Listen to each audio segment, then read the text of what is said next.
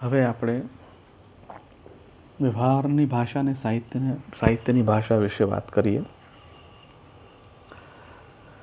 વ્યવહારની ભાષા અને સાહિત્યની ભાષા એક આપણો મહત્વનો મુદ્દો છે. ટૂંકનોંધ માટે ખાસ કરીને આમ પ્રશ્ન ટૂંકનોંધમાં પૂછાતો હોય તો વ્યવહારની ભાષા અને સાહિત્યની ભાષા વચ્ચે ભેદ શું હોઈ શકે એ આપણે જોઈએ. ગામડામાં રહેતો માણસ હોય કે શહેરમાં રહેતો હોય, સૌ કોઈ પોતાનો રોજબરોજનો વ્યવહાર ભાષામાં જ કરતા હોય છે. સવારથી રાત્રે ઊંઘે ત્યાં સુધી ને ક્યારેક ઊંઘમાં પણ ભાષાનો આપણે કેટલો બધો ઉપયોગ કરીએ છીએ. ભાષા દ્વારા આપણે આપણા વિચારો, ઈચ્છાઓ, સુખ દુઃખ, ઈર્ષા, ક્રોધ, દયા, પ્રેમ વગેરે લાગણીઓને બીજા લોકો સુધી પહોંચાડી શકીએ છીએ. ભાષાની શોધ એ માણસ વચ્ચે રોજિંદા વ્યવહારને સરળ બનાવવાની જરૂરિયાતમાંથી થઈ છે. એટલે ભાષાનું મુખ્ય કામ વિચાર, ઈચ્છા કે લાગણીને બીજા સુધી પહોંચાડવાનું છે. તમે એક ભાષા વિજ્ઞાનનું પેપર પણ ભણો જ છો, એમાં પણ ભાષાની વ્યાખ્યા આપવામાં આવી છે. ભાષા એટલે સંદેશ વ્યવહારનું માધ્યમ. ભાષા એટલે એક જનસમૂહ બીજા જનસમૂહ સાથે વ્યવહાર કરે, વિચારોનું આદાન પ્રદાન કરે. ઘણી બધી વ્યાખ્યાઓ ભાષા વિજ્ઞાનમાં આપવામાં આવી છે. તો એટલે ભાષા આપણા વિચાર, ઈચ્છા કે લાગણીને બીજા સુધી પહોંચાડવાનું કામ કરે છે. ભાષા વિજ્ઞાનની પરિભાષામાં કહીએ તો ભાષાનું મુખ્ય કામ સંક્રમણ, પ્રત્યાયન કે સંદેશ વ્યવહાર કરવાનો છે, કમ્યુનિકેશન કરવાનું છે. ભાષા ન હોય તો શું થાય એની કલ્પના આપણે કરી શકીએ છીએ. ભાષાનો આ વ્યવહારગત ઉપયોગ છે જે ભાષાથી આપણે રોજબરોજનો વ્યવહાર સરળ બને છે, તેને વ્યવહાર ભાષા કહે છે. કેમ છો? મજામાં? આજે ગરમી ખૂબ લાગે છે. રાત્રે મને તાવ આપેલો, મને ભૂખ લાગી છે, આપને મળીને આનંદ થયો. આજે રજા છે, મને કંટાળો આવે છે વગેરે જે વાક્યો કે શબ્દો ઉચ્ચારાયા છે એ વ્યવહાર ભાષાના છે. સાહિત્યની ભાષા એટલે સાહિત્યમાં પ્રયોજાતી ભાષા. આમ જોઈએ તો વ્યવહાર ભાષા અને સાહિત્ય ભાષા વચ્ચે કોઈ ખાસ ભેદ નથી, કેમ કે કવિ પણ ભાષાના એ જ શબ્દોનો પ્રયોગ કરે છે જે શબ્દો સામાન્યજનો રોજબરોજના વ્યવહારમાં વાતચીતમાં વાપરતા હોય છે. સાહિત્યકાર કંઈ અલગ શબ્દકોશમાંથી શબ્દો લઈને નથી આવતો. તેમ છતાં વ્યવહાર ભાષા અને સાહિત્યની ભાષા બંનેના લક્ષ્ય, પ્રયોજન અને પરિણામ તદ્દન જુદા હોવાથી સાહિત્યની ભાષા આપણે પ્રભાવિત કરે છે, પ્રસન્ન કરે છે, અપૂર્વ રસ કે આનંદનો અનુભવ કરાવે છે. એવો અનુભવ વ્યવહાર ભાષાની રોજબરોજની વાતચીતમાંથી થતો નથી હોતો. વ્યવહાર ભાષા અને સાહિત્ય ભાષા વચ્ચેનો ભેદ સમજવા થોડાક ઉદાહરણો લઈએ એટલે તમને વધારે સારી રીતે ખબર પડશે.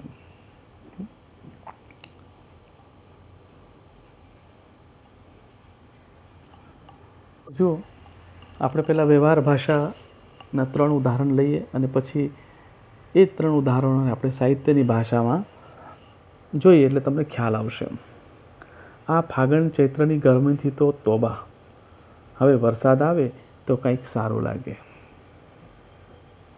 બીજું વિધાન જોઈએ.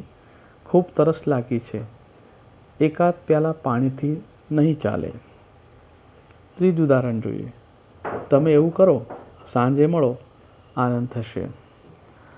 આ ત્રણેય વાક્યો આપણી રોજબરોજની વ્યવહાર ભાષાના દૃષ્ટાંતો છે, જેમાં પહેલી ઉક્તિમાં બોલનારને થયેલો ગરમીનો અનુભવ અને એના અનુસંધાનમાં તેણે કરેલી વરસાદના આગમનની ઝંખના વ્યક્ત થઈ છે. તો બીજી ઉક્તિમાં તરસની તીવ્રતા સૂચવાઈ છે અને ત્રીજી ઉક્તિમાં બોલનારની અન્ય કોઈ વ્યક્તિને મળવાની ઈચ્છા પ્રગટ થઈ છે. બરાબર? એટલે આ 3 ઉદાહરણો વ્યવહાર ભાષાના મેં આપ્યા.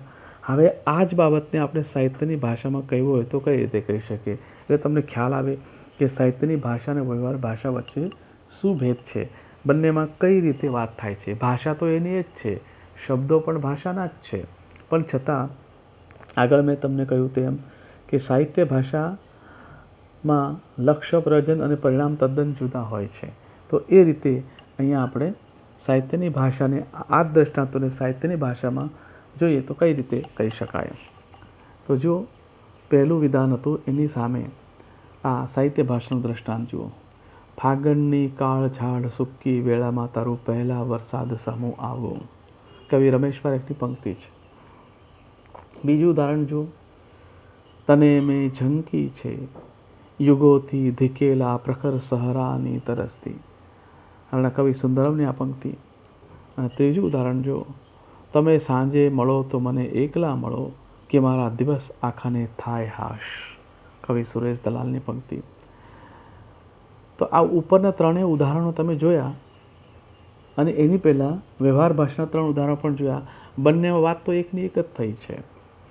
વ્યવહાર ભાષામાં 3 ઉદાહરણો અને સાહિત્ય ભાષાના 3 ઉદાહરણો, બંનેનો અર્થ સમાન છે, પણ છતાં ભાષા સરખી હોવા છતાં જુદી છે. આ ભેદ છે. બંને પ્રકારના ઉદાહરણોમાં ફાગણ, વરસાદ, તરસ, સાંજ વગેરે શબ્દો સમાન છે, પરંતુ વ્યવહાર ભાષામાં વપરાયેલા એ શબ્દો કેવળ કોષગત અર્થનો જ બોધ કરાવે છે. એ ઉક્તિઓ બોલનારના મનમાં પણ તે શબ્દોના રૂઢ પ્રચલિત અર્થ કરતાં કોઈ વિશેષ અર્થ પ્રગટ હોય એવું લાગતું નથી. જ્યારે એટલે કે વ્યવહાર ભાષા મોટેભાગે શબ્દના રૂઢ, કોષગત અને વાચ્યા તરીકે મુખ્ય અર્થથી કામ ચલાવી લે છે. તેથી આ દ્રષ્ટાંતોમાં ફાગણનો અર્થ ફાગણ મહિનો, વરસાદનો અર્થ જળનું વરસવું અને તરસનો અર્થ પાણી પીવાની ઈચ્છા એટલો જ થાય. હવે સાહિત્ય ભાષાના દ્રષ્ટાંતો જોતા ખ્યાલ આવશે કે એ જ શબ્દોને કવિ નવા સંદર્ભો સાથે પ્રયોજીને તેમાંથી કેવા રમણીય અને રસભર અર્થ પ્રગટાવે છે. આ પંક્તિઓ વાંચતા આપણને ફાગણ, વરસાદ, તરસ અને સાંજના આપણા મનમાં રહેલા રૂઢ નિશ્ચિત કોષગત અર્થને બદલે વધારે રોચક, આસ્વાદ્ય અર્થનો બોધ થાય છે. આમ વ્યવહાર ભાષા કરતાં સાહિત્યની ભાષા આપણને વધારે પ્રભાવિત કરે છે. આમ એટલા માટે બને છે કે વ્યવહાર ભાષાનું લક્ષ્ય તેમજ પ્રયોજન શબ્દો, વાક્યનો નિશ્ચિત અર્થ પ્રગટ કરી વિચાર, ઈચ્છા કે અનુભવનું કેવળ સંક્રમણ અથવા કોમ્યુનિકેશન કરવાનું છે.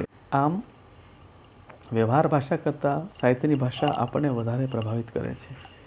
આમ એટલા માટે બને છે કે વ્યવહાર ભાષાનું લક્ષ્ય તેમજ પ્રયોજન શબ્દો, વાક્યનો નિશ્ચિત અર્થ પ્રગટ કરી વિચાર, ઈચ્છા કે અનુભવનું કેવળ સંક્રમણ અથવા કોમ્યુનિકેશન કરવાનું છે. જ્યારે સાહિત્ય તો કળા છે, સર્વ લલિત કળાઓમાં શિરમોર છે. ભાષાને એ ઉપાદાન તરીકે પ્રયોજે છે, પરંતુ તેનું લક્ષ્ય સૌંદર્યનો, રસનો, આનંદનો અનુભવ કરાવવાનો છે. તેથી જ સાહિત્યકાર શબ્દને એવી રીતે પ્રયોજે છે કે તેમાંથી અપૂર્વ, રમણીય અને સરસ અર્થ પ્રગટ થાય. આ કારણે જ તો સાહિત્યની વ્યાખ્યાઓમાં શબ્દ અને અર્થની રમણીયતાનો તેમજ રસાત્મકતાનો આવડો મહિમા કરાયો છે. જગન્નાથ નામનો વિદ્વાન કહે છે, રમણીયાર્થ પ્રતિપાદક શબ્દ કાવ્યમ. રમણીયાર્થ પ્રતિપાદક શબ્દ કાવ્યમ. વિશ્વનાથ નામનો વિદ્વાન કહે છે, વાક્ય રસાત્મક કાવ્યમ. તો વળી ભામ સ્પષ્ટ શબ્દોમાં કહે છે કે સૂર્ય આથમ્યો, ચંદ્ર પ્રકાશ છે, પંખીઓ માળામાં જાય અને તે કંઈ કાવ્ય કહેવાય? એ તો સમાચાર કહેવાય.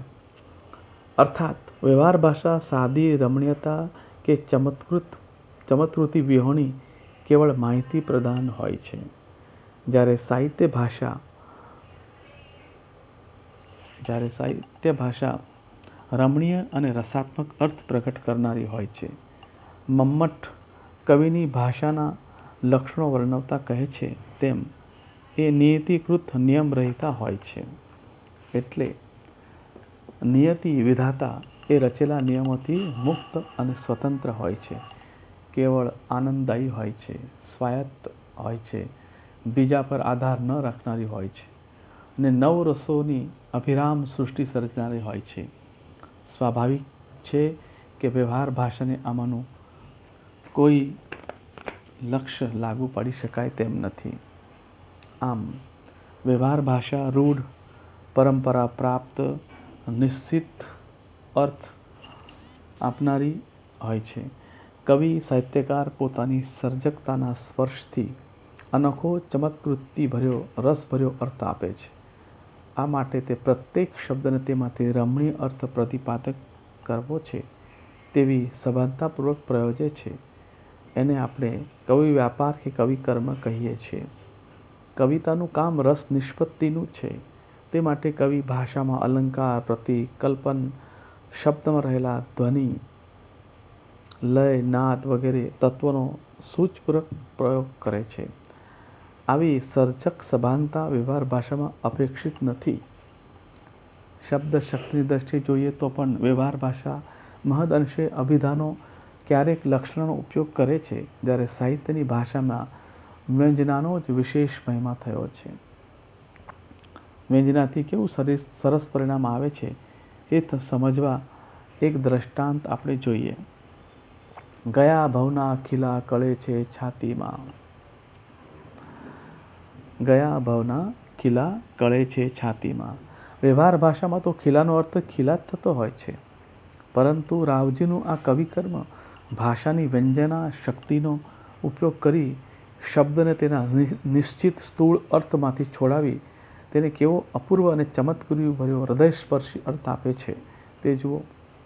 કવિ ક્ષયથી પીડાતા હતા. અહીં પોતાની સાવ અંગત કહેવાયતી વેદનાને વ્યંજનાના ચમત્કારથી ક્રોસ પર જડી દેવાયેલા ઈસુ ખ્રિસ્તની વેદના સાથે જોડી દીધી છે અને એ રીતે બહુ ઓછા શબ્દોમાં સમગ્ર માણસ જાતની શાશ્વત વેદનાનો તીક્ષ્ણ અનુભવ કરાવ્યો છે.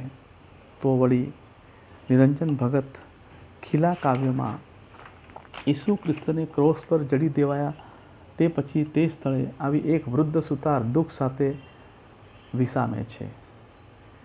મેં મકાનો બાંધવા માટે ઘડ્યા, રે તે ખીલા અહીં ચડ્યા. ત્યારે ખીલા માનસ જાત દ્વારા પોતાના શક્તિ અને સાધનના સંસ્કૃત વિકાસને બદલે સંસ્કૃત વિનાશ માટે થઈ રહેલા ઉપયોગનું પ્રતીક બને છે. એક સાધારણ સ્થૂળ અર્થ ધરાવતા શબ્દને કવિની સર્જકતા કેવું નૂતન રૂપ આપે છે તેના આ દ્રષ્ટાંત છે. એટલે સાહિત્યની ભાષા અને વ્યવહાર ભાષા વચ્ચે આ ભેદ છે. સાહિત્યની ભાષામાં ચમત્કૃતિ આપણી જોવા મળે છે, જ્યારે વ્યવહારની ભાષા સીધીને સાદી સરળ છે. એક પાશ્ચાત્ય વિવેચક કહે છે કે નગરવધુની જેમ અસંખ્ય લોકોથી સતત સેવાતી રહેલી અને તેને કારણે સૌંદર્ય અને સામર્થ્ય ગુમાવી બેઠેલી ભાષાને કવિની સર્જકતાનો સ્પર્શ પુનઃ સૌંદર્ય અને કૌમાર્ય બક્ષે છે. કવિ પ્રહલાદ પારેખ કહે છે તેમ અગ્નિનો સંગ ન પામેલા કોલસાની જેમ નિસ્તેજ અને ટાઢા પડી ગયેલા શબ્દો સાહિત્યકારની ચેતનાના સ્પર્શે પ્રજ્વલિત થઈ ઉઠી ભાવક ચિત્તને આલોકિત કરે છે. આમ આપણો રોજિંદો વાણી વ્યવહાર અને સાહિત્ય કળા બંનેના ઉપાદાન ભાષા હોવા છતાં બંનેમાં પ્રયોજિત ભાષામાં ઘણી ભિન્નતા છે. તેથી સાહિત્યનું આપણે ત્યાં કળા તરીકે ગૌરવ કરીએ છીએ. આમ વ્યવહારની ભાષા અને સાહિત્યની ભાષા વચ્ચે આપણે સ્પષ્ટપણે ભેદ જોઈ શકીએ છીએ. જે વ્યવહારની ભાષા છે એ સૌંદર્ય ગુમાવે છે, સામર્થ્ય ગુમાવે છે, ત્યારે સર્જકની સર્જકતાનો સંસ્પર્શ એને ફરીથી સૌંદર્યવાન બનાવી શકે છે, યુવાન બનાવી શકે છે, એની ચેતનાને પ્રજ્વલિત કરી શકે છે. અને એટલા માટે જ એ સાહિત્યની ભાષા આપણા ચિત્તને આનંદ આપવાનું કામ કરે છે. સર્જકની સર્જકતાનો સીધો પરિચય પણ આપે છે અને આનંદ આપવાનું કામ પણ કરે છે. તો આ રીતે સાહિત્યની ભાષા અને વ્યવહારની ભાષા વચ્ચેનો ભેદ આપણે સ્પષ્ટપણે જોઈ શકીએ છીએ. અસ્તુ.